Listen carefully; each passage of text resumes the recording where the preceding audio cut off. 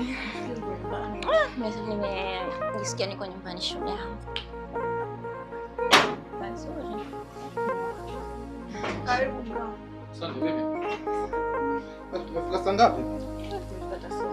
Shemeji, mambo? Poa vipi? Safi. Poa. Poa. Kabisa. Karibu. Asante. Okay. Nilikuwa nimeacha hela kwa umezio. Unaona? Sijaona hela.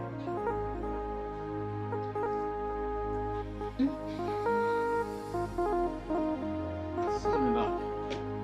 Au umesahau kuweka? Sijaona hela.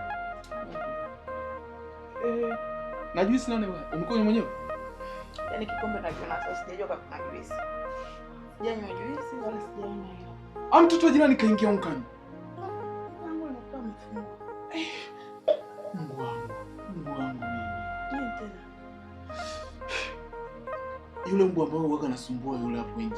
Nilikuwa nataka nimtegee juisi, niliweka sumu ndani.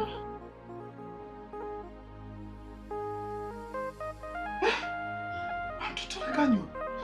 Hawezi kuingia mtoto kama na mtu. Shemeji. Vipi shoga yangu? Sumu? Niliweka, kuna mbwa anatusumbua sana hapa. Kwa hiyo niliamua niweke huo msumu ili niende nikamtegea hapo anywe. Nimekufa. Shemeji nini? Umekufaje shemeji? Shemeji, shoga yangu, hata na ile hela ni mimi ndo nimechukua. Shoga yangu. Kufa nimefanya hivi shoga yangu. Shem, shoga yangu, angalia hata kama basi hata hii juisi mwenyewe ndo nimekunywa. Kama hata kuna maziwa hata jamani, niokoe mimi, nimekufa mimi. Na maziwa kaka sumu. Sikiliza nikwambie. Nimeshakwambia marafiki ambao unaoingiza mtani zote huwa ni wezi. Lakini wewe hutaki kunielewa. Sitaki marafiki wa aina yote waingize mtani. Mbona wewe uelewi? Sasa umeona?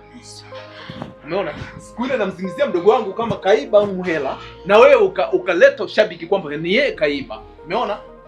Lakini yeye hakuchukua.